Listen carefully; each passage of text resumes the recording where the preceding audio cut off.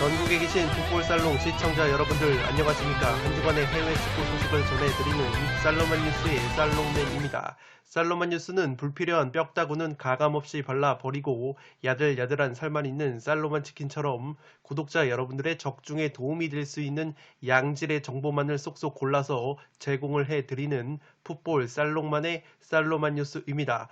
오늘은 축구토토 승무패 3회차에 들어온 잉글랜드 프리미어리그 팀들의 아프리카 네이션스컵 차출 현황을 들고 왔습니다.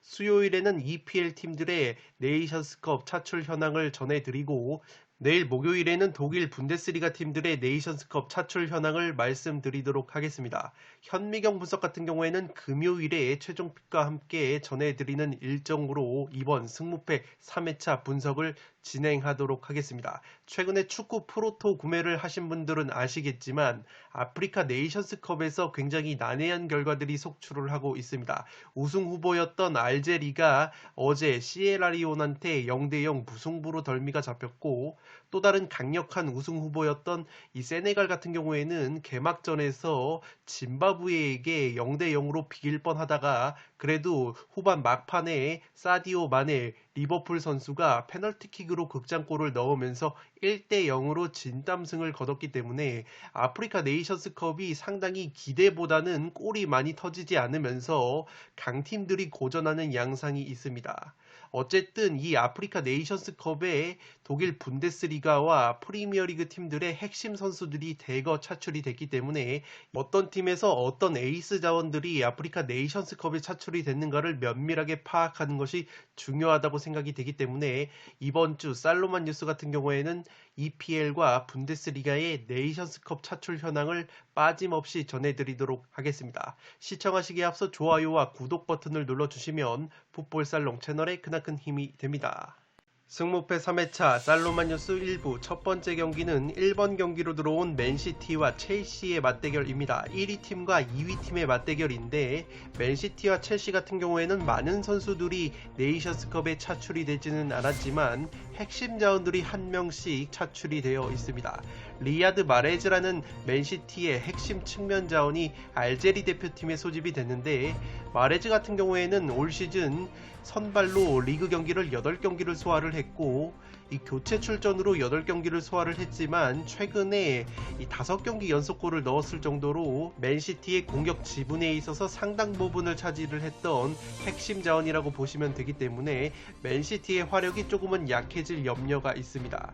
마찬가지로 첼시 같은 경우에는 첼시의 핵심 수비 자원이라고 볼 수 있는 이 에두아르 맨디 골키퍼가 세네갈 대표팀에 차출이 됐기 때문에 최근에 첼시가 불안한 수비 상황 속에서 그래도 맨디 선수의 선방쇼로 버텨냈던 부분이 있었는데 만약에 맨디 선수가 나오지 못한다면 케파 선수가 그 자리를 메울 것으로 생각이 됩니다. 물론 케파 선수 역시 선방 능력은 그렇게까지 떨어지는 골키퍼가 아니지만 확실히 맨디 선수보다는 슈퍼 세이브 능력이 떨어진다고 보시면 되겠고 따라서 이 맨디 선수가 빠지는 첼시의 골문이 상당히 헐거워질 수 있기 때문에 이 전력두 수면에서는 양팀 모두 비슷하다고 보시면 되겠지만 그래도 핵심 골키퍼인 맨디 선수가 빠지는 첼시의 수비 공백이 보다 심할 것으로 생각이 되기 때문에 맨시티 쪽으로 조금은 기우는 매치라고 생각이 됩니다.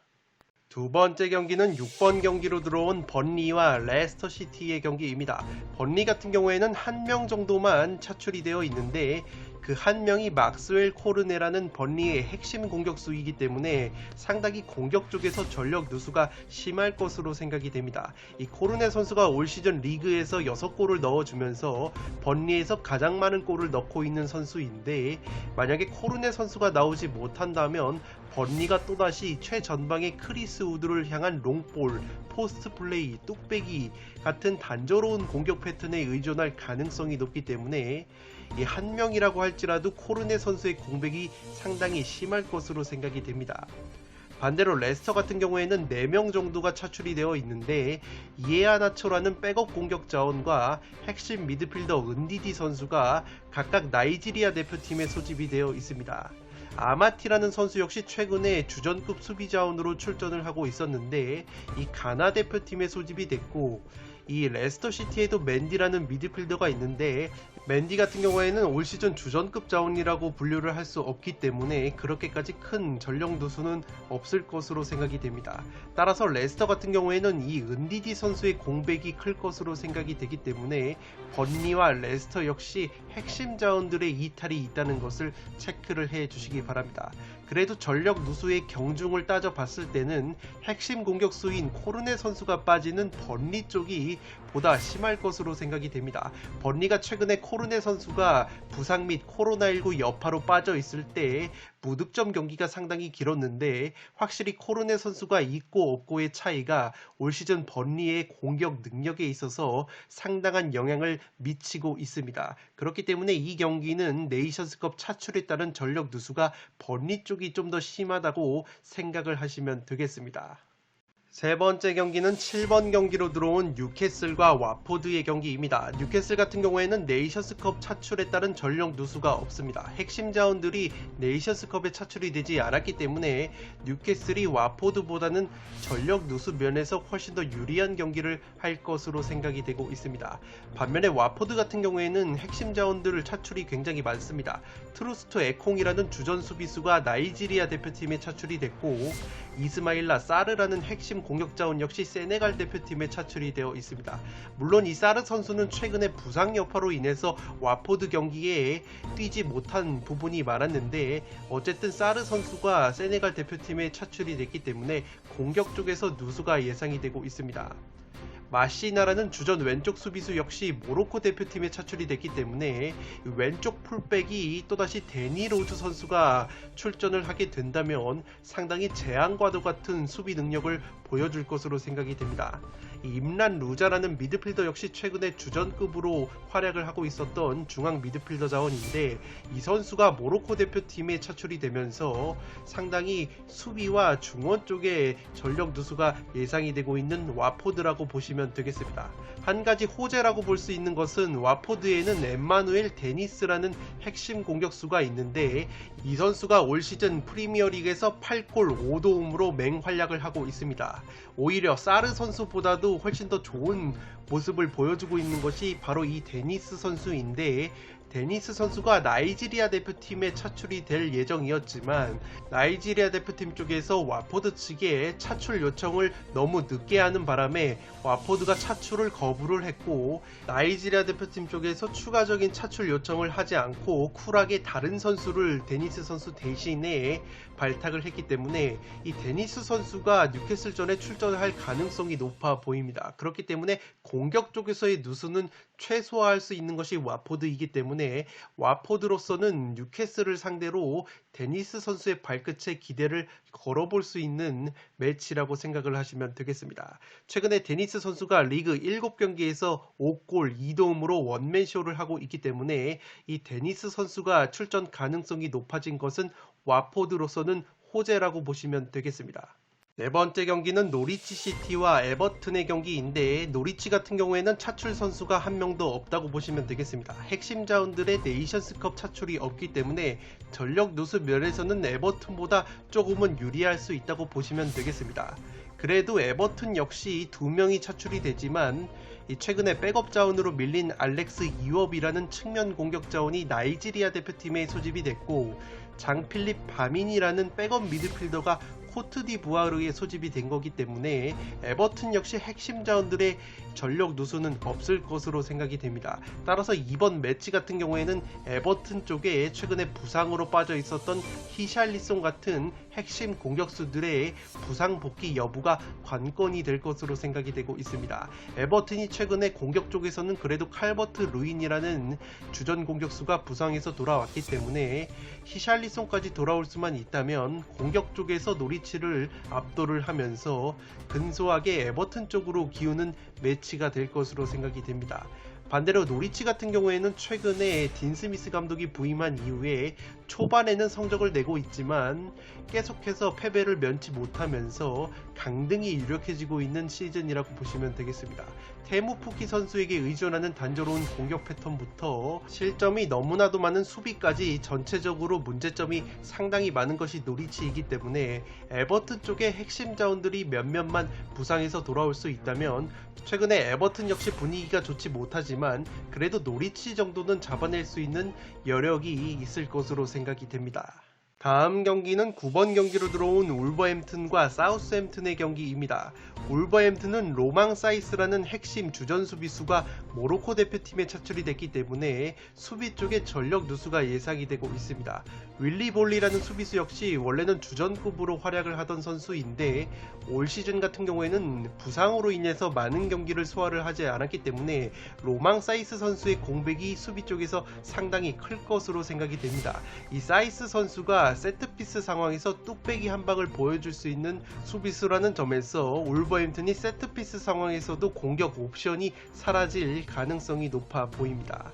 사우스햄튼 같은 경우에는 무사 제네포라는 백업 측면 자원만 말리 대표팀에 소집이 됐기 때문에 전력 누수가 상당히 없을 것으로 생각이 됩니다. 사우스햄튼이 직전 새벽에 펼쳐졌던 브렌트포드전에서 4대1 대승을 거두면서 화력까지 살아난 모습이 있기 때문에 수비 쪽에 공백이 있는 울버햄튼이 사우스햄튼을 상대로 굉장히 고전을 할 수도 있는 매치라고 생각이 됩니다. 사우스햄튼의 장신 공격수인 브로자 선수가 절정의 골 감각을 보여주고 있고 반면에 울버햄튼 같은 경우에는 핵심 공격 자원인 황희찬 선수와 라울 히메네즈 선수의 침묵이 길어지다 보니까 득점력이 살아나지 않고 있습니다. 이 수비력으로 먹고 살고 있는 울버햄튼인데 3백 수비의 핵심 요원인 로망 사이스 선수가 빠지기 때문에 울버햄튼이 자랑하는 수비력이 흔들린다면 제 아무리 사우스햄튼이 올 시즌 원정고자 면모가 있다지만 결코 승리를 장담할 수 없는 매치가 되지 않을까 싶습니다. 무승부를 베이스로 근소하게 사우스햄튼 쪽으로 구미가 당기는 매치라고 생각이 되고 있습니다. 다음 경기는 10번 경기로 들어온 아스톤 빌라와 맨유의 경기입니다. 이 두 팀 같은 경우에는 최근에 FA컵 경기에서 맞대결을 펼쳤는데 맨유가 1대0으로 승리를 거둔 바 있습니다. 승리는 맨유가 가져갔지만 경기 내용 자체는 빌라가 전혀 밀리지 않는 경기를 했기 때문에 홈구장으로 이동을 해서 리벤지 매치를 하게 되는 양팀이라고 보시면 되겠습니다. 아스톤 빌라 같은 경우에는 차출 선수가 3명이 있는데 트레제게, 트라오레 같은 백업 공격 자원들이 각각 이집트와 부르키나파소로 차출이 됐기 때문에 공격 쪽의 누수는 그렇게까지 심하지 않을 것으로 생각이 됩니다. 나칸바라는 주전 수비형 미드필더가 짐바브웨 대표팀에 차출이 되긴 했어도 나칸바 선수 같은 경우에는 최근에 부상 여파로 인해서 아스톤 빌라 경기에 나설 수가 없었기 때문에 아스톤 빌라가 3명이 차출이 되어도 전력 누수 자체는 그렇게까지 심하지 않을 것으로 생각이 됩니다. 더욱이 바르셀로나에서 공격수 쿠티뉴 선수를 임대로 영입을 한 아스톤 빌라이기 때문에 오히려 화력적인 면에서는 옵션이 하나 늘어났다고 보시면 되겠습니다. 반대로 맨유 같은 경우에도 네이션스컵에 이렇다 할 전력 누수는 없을 것으로 생각이 됩니다. 백업 수비수인 에릭 바이 선수가 코트디부아르에 차출이 된 것을 제외를 하면은 디알로라는 어린 선수 같은 경우에는 원체 어리기 때문에 이 두 선수가 코트디부아르 대표팀에 차출이 된 것은 전력 누수라고 보기에는 힘들 것으로 생각이 됩니다. 따라서 이 경기는 굉장히 팽팽한 매치가 예상이 되고 지난 FA컵 경기에서 빌라가 비록 0대1로 패배를 당했지만 맨유를 상대로 좋은 경기 내용을 보여줬기 때문에 홈에서 적어도 승점 1점 이상은 따내갈 수 있는 이변 결과를 만들어내기에 충분하지 않을까 싶습니다. 다음 경기는 12번 경기로 들어온 웨스트햄과 리즈 유나이티드의 경기입니다. 웨스트햄 같은 경우에는 차출 선수가 한 명이라고 보시면 되겠는데 벤라마라는 핵심 공격수가 알제리 대표팀에 소집이 됐습니다. 이 벤라마 선수가 올 시즌 리그에서 5골 4도움으로 맹활약을 하고 있고 최근에도 3경기 연속 공격 포인트를 기록을 할 정도로 웨스트햄의 공격을 이끌고 있었던 공격수라고 보시면 되겠는데 벤라마 선수가 알제리 대표팀에 소집이 됐기 때문에 웨스트햄 특유의 화력이 저하가 될 가능성이 높아 보입니다. 반대로 리즈 같은 경우에는 네이션스컵 차출 자원이 없다고 보시면 되기 때문에 전력 누수 면에서는 확실히 리즈가 유리한 경기를 할 것으로 생각이 됩니다. 다만 리즈 같은 경우에는 핵심 공격수 벤포드 선수와 핵심 미들필더 칼빈 필립스 같은 최근에 부상으로 나서지 못했던 선수들의 복귀 여부가 상당히 중요할 것으로 생각이 됩니다. 만약에 벤포드나 칼빈 필립스 같은 리즈의 핵심 자원들이 돌아올 수 있다면 벤라마가 빠지는 웨스트햄을 상대로 굉장히 저력이 있는 모습을 보여줄 수 있을 것이라 생각은 되지만 만약에 또다시 핵심 자원들이 부상해서 돌아오지 못한다면 제 아무리 웨스트햄이 벤라마가 빠진다고 하더라도 그 자리를 다른 선수들이 충분히 메워줄 수 있는 공격 자원이 있기 때문에 웨스트햄 쪽으로 기우는 매치라고 생각이 되고 있습니다. 끝으로 이번 승무패 3회차에는 들어오지 않지만 프리미어리그 팀들 중에서 전력 누수가 심한 팀들을 체크를 해드리도록 하겠습니다. 리버풀 같은 경우에는 핵심 공격 자원인 살라 선수와 마네 선수가 각각 이집트와 세네갈 대표팀에 차출이 됐기 때문에 화력 누수가 상당히 심할 것으로 생각이 되고 있는 리버풀이라고 보시면 되겠습니다. 여기에 백업 미드필더 나비 케이타 선수 역시 기니 대표팀에 차출이 되어 있기 때문에 전력 누수가 심한 것이 리버풀이기 때문에 프로토 배팅을 염두에 두고 계신 분들은 리버풀 경기에 주의를 기울이실 필요가 있다고 보여집니다. 크리스탈 같은 경우에도 윌프리드 자하라는 핵심 공격수가 코트디부아르 대표팀에 차출이 됐고 아예우 선수 역시 가나 대표팀에 차출이 됐기 때문에 공격 쪽의 누수가 상당히 심할 것으로 생각이 됩니다. 여기에 주전 중앙 미드필더인 쿠야테 선수 역시 세네갈 대표팀에 차출이 됐기 때문에 크리스탈 팰리스 역시 리버풀 못지않게 전력 누수가 상당히 심한 팀이라고 보시면 되겠습니다. 브라이튼 같은 경우에는 한 명밖에 차출이 되지 않았지만 그 선수가 핵심 중앙 미드필더인 비스마 선수이기 때문에 브라이튼 역시 중원 쪽에서 전력 누수가 의외로 심할 것으로 생각이 되고 있습니다. 아스날 같은 경우에는 토마스 파티 선수를 제외하면은 엘레니, 페페, 오바메양 같은 선수들은 최근에 백업으로 밀린 선수들이기 때문에 그렇게까지 전력 누수는 심하지 않을 것으로 생각이 되고 있지만 그래도 파티 선수가 중원 쪽에 빠지는 것은 조금은 전력 누수라고 보시면 되겠습니다.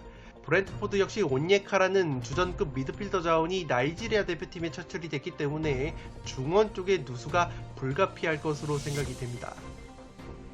네, 이것으로 승무패 3회차에 들어온 잉글랜드 프리미어리그 팀들의 네이션스컵 차출 현황을 면밀하게 정리를 했습니다. 저는 내일 목요일에 독일 분데스리가 팀들의 네이션스컵 차출 현황을 조사를 해서 풋볼살롱 가족 여러분들에게 상세하게 말씀을 드리도록 하겠습니다. 영상이 도움이 되신 분들은 좋아요와 구독 버튼을 눌러주시면 풋볼살롱 채널에 크나큰 힘이 됩니다.